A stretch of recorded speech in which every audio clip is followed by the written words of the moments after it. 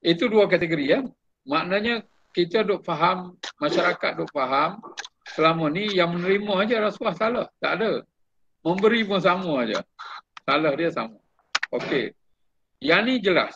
Yang ni banyak orang faham tentang menerima rasuah, orang faham. Memberi, sekarang ni hari ni saya tekankan juga sama aja kesalahan dia. Hukuman dia pun sama. Kalau didapati bersalah memberi dengan bersalah menerima, hukuman dia sama, iaitu 5 kali ganda nilai suapan. Nilai suapan tu. Tidak semestinya RM1 dinilai dengan suapan 5 kali ganda atau RM10,000. Mana yang lebih tinggi? Dan denda maksimum 20 tahun. Saya pergi terus kepada kesalahan dan juga hukuman. Rasuah.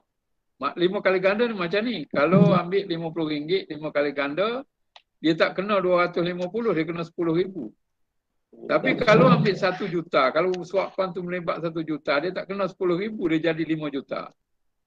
Ini berat hukuman di bawah akta SPRM. Beza SPRM dengan BPR.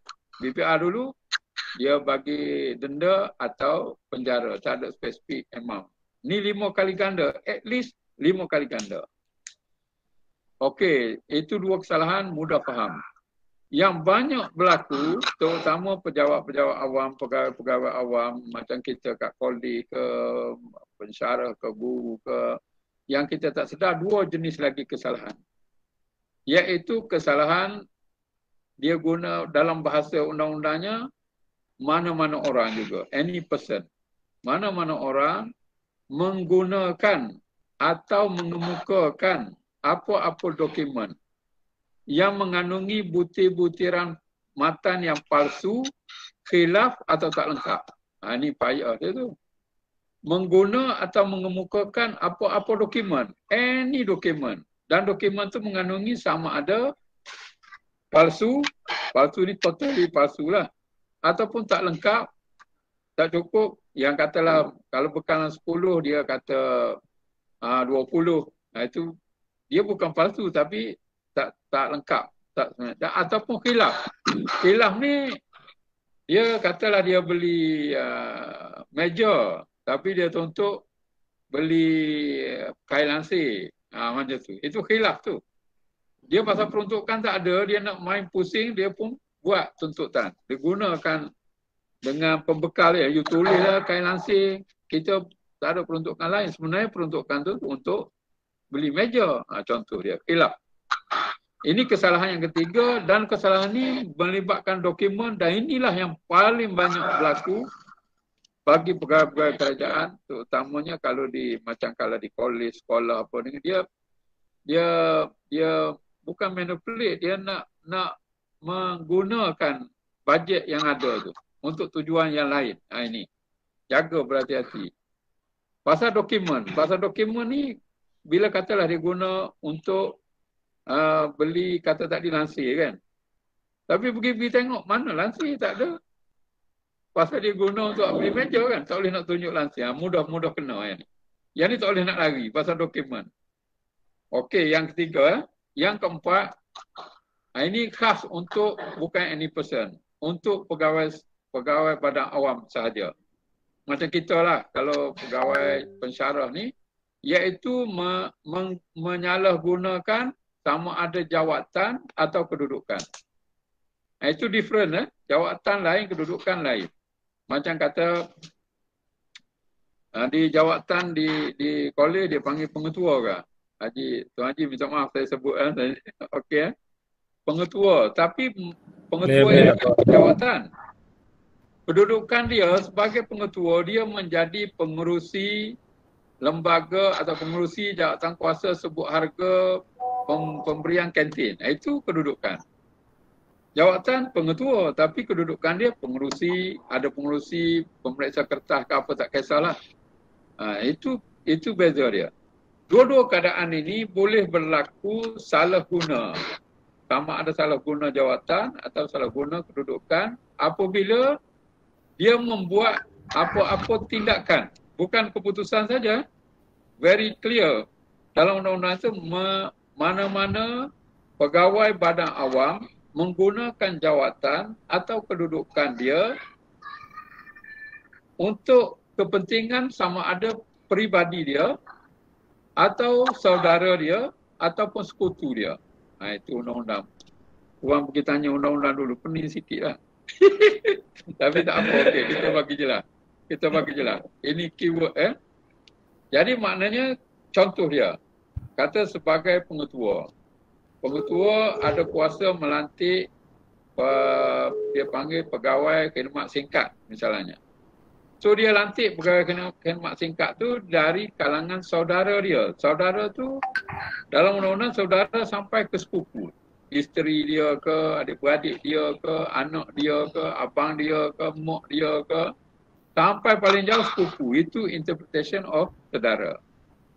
Kalau dia sebagai pengetua dia ada kuasa, dia lantik saudara dia, itu menggunakan jawatan. Tetapi menggunakan kedudukan tadi dalam contoh, katalah dia pengerusi jawatan kuasa pemilihan tender kantin misalnya, jawatan kuasa sebut harga kantin. Tiba-tiba yang masuk pertandingan sebut harga untuk kantin tu kalangan saudara dia. Ataupun dia ada kepentingan dalam syarikat, dalam company, dalam yang ada kepentingan dengan diri dia dan syarikat tu masukkan dan dia bagi, dia pilih. Dia melibatkan diri dalam pemilihan, penentuan keputusan ataupun membuat perakuan dan sebagainya, maka itu dikatakan salah guna kedudukan. Jadi kategori yang ketiga dan yang keempat yang saya sebut tadi ini perlu pendetailan, perlu kefahaman, perlu penjelasan. Kalau confuse, kalau rasa tak berapa jelas, kemudian tanya dulu sebelum berlaku. Jangan lepas berlaku tak ada ubat. Payah nak ubat dia. Kalau sebelum berlaku, katalah, ini salah ke tak salah, tanya kita boleh. InsyaAllah saya free ya. Saya akan bagi tahu PM tepi. Boleh bagi. Boleh. So itu dari segi kesalahan. Cabaran nak sebut cabaran dia. Cabaran 33 tahun. Dua saja yang paling besar. Yang pertama nak dapatkan dokumen, keterangan, bukti. Kita cakap senang, ini rasuah, ini bagi duit, ini tuntut tanpa palsu, mana dokumennya, mana buktinya, mana barangnya. Itu satu. Yang kedua, cabaran yang paling besar nak dapatkan keterangan kerjasama daripada individu saksi-saksi. Saksi kadang dia kata, saya ni orang suruh buat. Boleh lepas ke suruh buat ni? Saya pun tak tahu ni salah ke tak salah. Saya pun tak ingat. Jadi keterangan tu tak solid. Dia orang Kelantan panggil, you tanya saya orang Kelantan, ugoh. Ugoh ni tak stable lah. Ya, jadi itu dua perkara yang penting. Satu, keterangan dokumen, barangan dia. Yang kedua, keterangan saksi. Dua perkara ni, kalau ada dua perkara ni, innalillah lah jawab dia. Tapi nak dapat payah. Allah A'lam. Cukup dulu. Baik. Jadi dapat saya simpulkan Datuk Seri, empat kesalahan utama ni lah yang dianggap sebagai kesalahan daripada segi undang-undangnya, kesalahan rasuah, iaitu kesalahan menerima suapan, terima, memberi suapan, membuat tuntutan palsu dan juga menggunakan salah guna jawatan. Serta atau saya nak tahu juga, adakah SPRM ni hanya terpakai pada penjawat awam saja, ataupun kalau syarikat swasta dengan syarikat swasta juga, adakah laporan ini sampai ke SPRM? Ya. Yang saya sebut tadi, any person tu siapa saja yang tiga kategori tadi, memberi, menerima, tuntutan palsu tu any person. Kecuali menggunakan jawatan atau kedudukan, itu pegawai badan awam. Okey ya? Okey, baik. Terima kasih Datuk Seri. So seterusnya Datuk Seri, kita nak tahu juga hari ini pensyarah bermotivasi, pensyarah berintegriti, pelajar bermotivasi. Jadi kalau nak diikutkan lah, kalau macam saya pun tak berapa nampak sangat. Saya rasa ada juga rakan-rakan yang tak berapa nampak sangat. Jadi apa kaitannya rasuah dengan profession orang yang berada dalam profession perguruan, pendidikan? Adakah laporan-laporan yang Datuk Sri sendiri terima berkaitan dengan orang-orang yang berada dalam bidang pendidikan ni? Okey, dari segi laporan ini, terima kasih banyak lagi sekali. Dari segi dua perkara yang you tanya. Satu dari segi kaitan, yang kedua dari segi laporan. Dari segi kaitan ini, dia amat berhubung rapat dengan profesion perguruan. Pasal di sana ada dua perkara pula. Perguruan ni, dia ada subjek kan. Sekarang ni kalau tingkat sana dah ada subjek on corruption. Jadi dia kena tahu, nanti dia ajar ilmu sesat pula. Dia tak ada ilmu. Satu itu yang paling penting.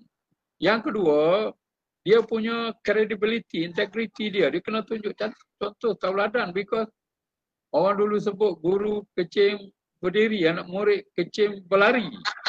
Jadi kalau guru buat silap, dia akan jadi contoh yang guru seorang, anak murid satu kelas katalah 40 orang. 40 akan tengok satu guru. Dia menjadi satu contoh tauladan yang macam anak, kalau anak kita 10 yang sebut tadi, anak saya 11 orang je tengok. Tapi cikgu, pensyarah, kan kolej ni saya tak tahulah satu subjek matter tu berapa ramai anak murid you. Dia akan tengok dari semua segi, pakai baju dia tengok, bercakap dia tengok, tambah lagi soal integriti. Kalau you tak ada integriti, apa yang buat pun dia tak pakai. Dia cakap ini payah. Guru, pensyarah, pendidik amat relevan dengan integriti. Dan kalau pergi dalam masyarakat, you akan dipandang mulia dan juga sebaliknya dipandang amat hina kalau you tak ada integriti. So very important. Integriti bagi seorang pendidik dalam mendisiplinkan diri, menunjukkan integriti diri dan sebagainya. Itu yang pertama. Soalan yang kedua, kalau pengalaman you sebut, sebenarnya SPRM ni tuan-tuan, take note, you pergi ke website SPRM, sprm.gov.my, ada dua perkara penting di sana. Satu statistik, satu lagi data pensalah rasuah. Statistik ni dia boleh tunjuk sampai, sekarang ni sampai bulan 9. Every month dia tunjuk berapa tangkapan, berapa pegawai awam, berapa orang awam, berapa jumlah dia. Dan data pensalah rasuah ni the actual person yang ditangkap. You boleh tengok dia, kalau siapa nak cari menantu boleh cek. Boleh tengok, ambil nombor IC boleh tengok. Ada di sana, oh ini pensalah rasuah ni, data pensalah rasuah. Dan dia disimpan di sana. Di dalam data tu, you can ni. Pengisian harta, semua sekarang ni dalam SPRM canggih dari segi ICT ni, dan dia very transparent. You boleh cek kalau nak tanya pendidikan apa, cuma you pergi sajalah ke website dia SPRM. Dia ada nak buat apa nama ni, tapisan keutuhan apa, semua ada di sana. Jadi kalau you nak tanya orang pendidikan, you cek je pendidikan. Katalah orang you ada, dia yang tangkap ni you bagi nombor IC dia akan keluar, ada dia punya sana. Itu terlampau banyak. Cuma saya ada beberapa pengalaman lah. Pengalaman real, pengalaman yang amat menyedihkan pendidikan ni. Dulu saya pernah bertugas di Sarawak. Di Pahang saya pernah bertugas. Saya pernah menjadi pengarah Pahang. Pengarah SPRM Pahang. Masa tu BPR lagi. Dan sebelum pada tu saya timbalan pengarah di SPRM ataupun BPR Sarawak. Sebelum tu. Ini cerita guru. Cerita guru tuan-tuan, masa saya bekerja di sana awal 90-an, 80-an lagi. Saya bertugas di Sarawak, ada seorang guru bertugas di pendalaman yang air pun tak ada, api pun tak ada, rumah pun tak ada. Dia duduk di sana, dia mengajar di sana. Nak dapat tukar, cukup tukar. Satu hari dia dapat tukar. Dia dapat tukar, masa tu kalau tuan-tuan, mungkin Tuan Haji Sanusi ingat, dia punya lamsam. Pertukaran tu tuntutan bukan based on ni, dia based on lamsam. Dia bagi sekejap dia government implement tu. Jadi bila lamsam, dia bagi lamsam, you tak boleh tuntut benda-benda lain. Tapi kerana pengaruh kawan, cikgu ni, ustaz lagi. Ustaz lagi, cikgu lagi. Bukan tak erti agama dia. Baca wala taqulu amwalakum bainakum bil batil. Mahir dia. Tapi perbuatan kerana dia tak faham undang-undang, dia tak ni, dia daripada pendalaman, dia nak balik ke Semenanjung, dia kena stop down di Kuching untuk dapat tiket balik. Tumpang rumah kawan. Kawan cakap, mu dapat apa tukar balik ni? Dia cakap, mana ada dapat lamsam kan, dapat betul itulah semua. Mu ni tak cerdik ni, kawan dia punya provocation. Patut you buat tuntutan dan sebagainya. Ini pengaruh kawan yang tak baik. Dia pergi buat tuntutan dengan syarikat yang pengangkutan. Syarikat tu kata tak boleh, cikgu ini dah lamsam. Tak boleh ustaz. Dia kata, tak apalah dia ustaz, dia balik lagi. Balik kat rumah, kawan provoke lagi. Pergi kali kedua. Kawan dia kata, mu pergi cakap apa? Dia kata, aku pergi minta lah. Dia kata, mu bodoh ni. Cakap lah ugut sikit, nanti aku buat laporan tak bagus. Dia pergi cakap laporan tak bagus. Syarikat tu pun pening kepala dah, lamsam. Dia kontak. Masa tu saya BPR pengarah di sana. Timbalan pengarah, saya cover pengarah. Dia telefon tanya. Dia cakap, ni macam mana ni cikgu duk mari minta lagi ni? Saya punya assign satu pegawai pergi cek di syarikat tu. Pegawai tu pergi, nasib cikgu tak baik, dia datang lagi dia bawa surat pula. Surat laporan mengatakan syarikat ni tak baik. Mana boleh surat apa-apa. Lepas tu minta duit bulan Brown kena tangkap. SPRM, depan SPRM, dia bukan kenal ke BPR pun. Kena tangkap, pergi pejabat menangis saja boleh. Menangis, itulah keadaan kes yang sebenar berlaku dan dia dipenjarakan, dibuang kerja dan sebagainya masa tu. Dan itulah kesudahan dia dengan berakhir dengan penjara, dibuang kerja dan anak pun ada anak Sarawak, dia dapat anak Sarawak 2 orang, pun isteri dia pun tak kerja, itulah nasib dia. Jadi jangan ingat, mungkin dia tak rancang dalam kes tu, tapi provocation pun pengaruh ke ataupun wallahualam saya doakan dia selamatlah, sejahtera sekarang ni. InsyaAllah. Itu mungkin soalan lain lah tuan. Nanti cerita banyak pula ni. Ya Datuk Seri, tapi saya terperanjat juga. Tapi sebenarnya walaupun situasi tu pihak syarikat penerbangan pun masih tak boleh, tak bagi pun duit lagi. Maksudnya belum bagi pun duit lagi. Tapi boleh juga ditangkap. Rasuah ni macam ni tuan. Rasuah ni sebelum, semasa dan selepas. Janji pun tak boleh, bagi pun tak boleh, bersetuju pun tak boleh. Dia undang-undang ni macam tu. Janji, bagi, setuju tak boleh. Jangan kita kena faham. Jangan ingat, saya tak ambil lagi, silap lah. Innalillah. Okey, teruskan. Jadi dapat saya simpulkan daripada soalan saya yang kedua tadi, iaitu kaitannya pensyarah ni dengan rasuah ni adalah kita ni sebagai ejen tauladan. Ejen maksudnya sebagai orang yang memberikan contoh kepada anak murid, kepada para pelajar dan juga kepada sekitar masyarakat yang berada di sekitar college vocational dan juga apa-apa sahaja institusi lah. Maksudnya kita ni adalah sebagai ejen yang memberikan ilmu dan juga ejen yang memberikan tunjuk ajar kepada anak murid supaya jangan terlibat dengan rasuah. Betul tak Datuk Seri? Okey. Seterusnya Datuk Seri, kita nak tahu jugalah Datuk Seri pun pakai baju cantik tu, YARM, saya nampak dia tulis dekat tu, Yayasan Anti Rasuah Malaysia. Jadi boleh tak Datuk Seri ceritakan dengan kita perjuangan Datuk Seri ni daripada zaman berkhidmat dah 33 tahun, pencen, sambung lagi dengan Yayasan Anti Rasuah Malaysia.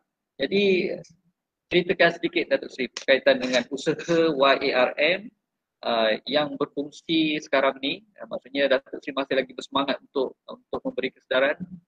Kalau boleh Datuk Seri ceritakan kepada kita apa yang YARM lakukan. Berjuang dalam rasuah. Terima kasih. Dalam SPRM kita ada kuasa. Dalam SPRM kita ada kuasa di bawah undang-undang. Kita ada keanggotaan pegawai. Kita ada bajet keuangan oleh kerajaan.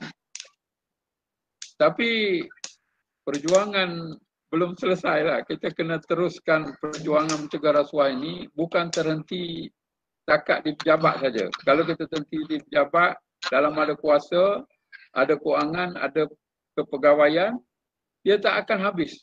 Dia daripada zaman Nabi Adam lagi. rasuah ni sampai ke kiamat, dia tak habis. Jadi saya bersama dengan YAM ni, Yayasan Anti Rasuah Malaysia ni, dari sudut mendidik tadi, memberi kesedaran kepada masyarakat dengan secara sukarela. Saya dah 30 tahun lebih. Kerajaan bagi ke saya gaji dengan pensinnya lagi, dengan apa lagi, Allah bagi kesihatan dan sebagainya. Saya rasa teruja dan rasa bertanggungjawab untuk meneruskan pendidikan kepada masyarakat ini, kerana masyarakat di luar sana kecil saja, sebahagian kecil saja yang terdedah dengan perkara ini dan perlu kita buat penerusan. Dan YAM ini ialah satu NGO yang tidak ada bajet, tidak ada kekuatan yang tetap. Semua orang boleh jadi ahli. Siapa tuan pun boleh jadi ahli, yang dengar hari ini pun boleh jadi ahli untuk menyertai dalam usaha-usaha mendidik masyarakat untuk menjauhkan diri daripada perbuatan rasuah ini. Ataupun dalam konsep YAM kita menggunakan konsep tonggak 7T dia panggil. 7T. T yang pertama to ourselves, kita sendiri. Kita kata say no to corruption. Tidak. T tidak. Tertolak. Rasuah mari macam mana pun, macam Rasulullah tunjuk kita ni musim maulud lagi kan. Rasulullah kata dua bukit emas pun dia tak terima. Kalau benda bukan hak kita. Jadi kita kata tidak to corruption.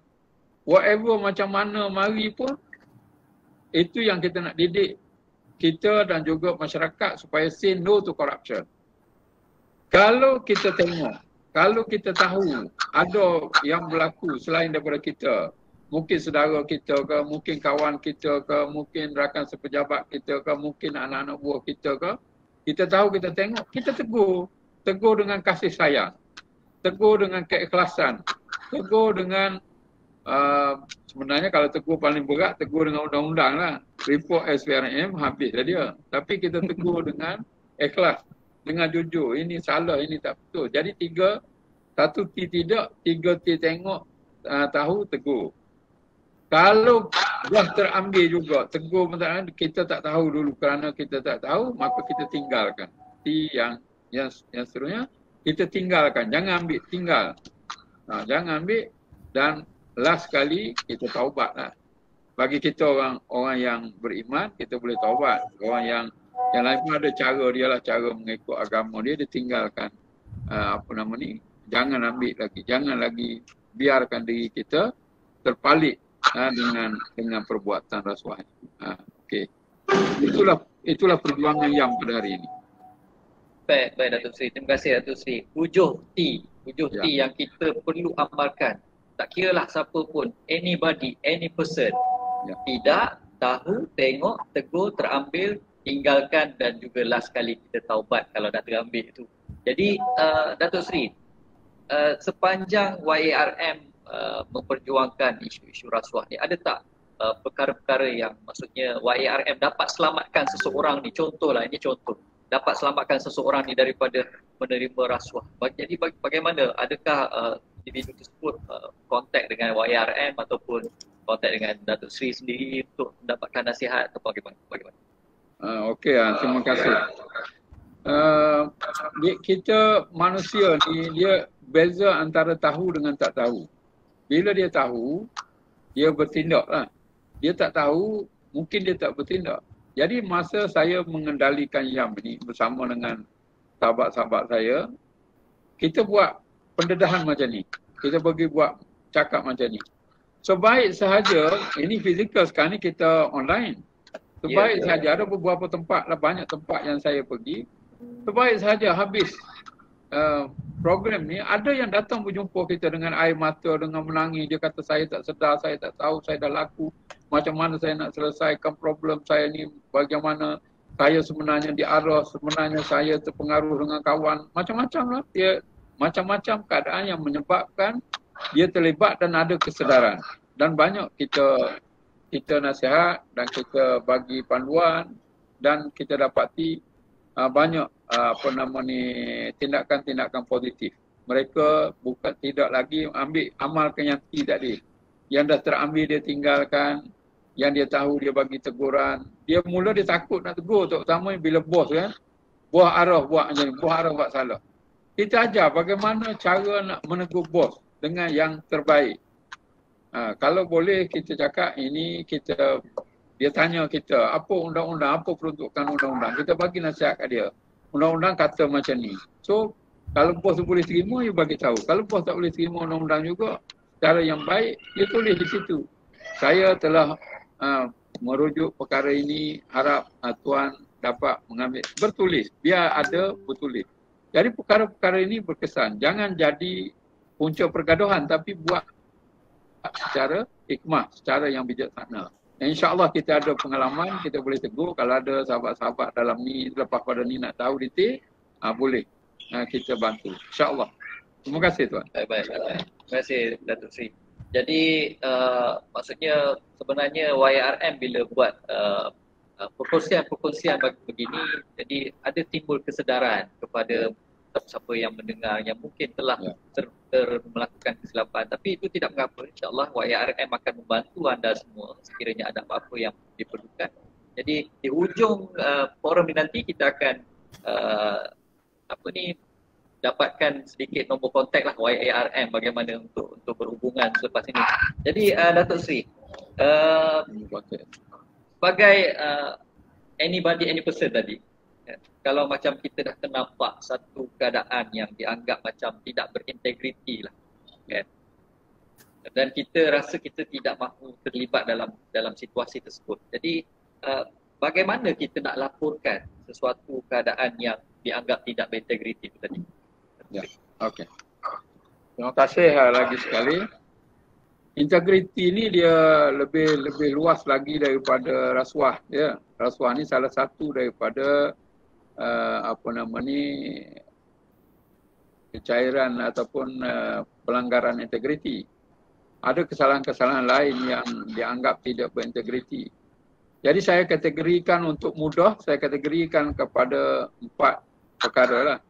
Yang pertama, kalau tidak integriti itu bagi penjawat awam ataupun any person yang melakukan dari segi kesalahan. Kalau penjawat awam tertib, kalau masyarakat ni dari segi sosial, dari segi moral, dari segi akhlak, dari segi kerukunan ukhuwah tu kita lapor kepada ketua lah. Ketua, kalau ketua di masyarakat, ketua masyarakat di situ. Kalau di pejabat, ketua jabatan. Jadi itu kita memaklumkan yang kita tegur tadi. Kita tahu tengok tadi, kita tegur tu dengan cara kalau nak lapor, kalau kita tegur tak dengar juga, kita lapor kepada ketua dia, kepada ibu bapa dia ke, kepada ketua jabatan dia ke, kepada ketua masyarakat ke. Itu yang berkaitan yang general, integriti yang general. Yang kedua, integriti yang naik sikit kalau ada pelanggaran dari segi tata cara, SOP, keuangan, berkaitan dengan keuangan dan sebagainya, terutamanya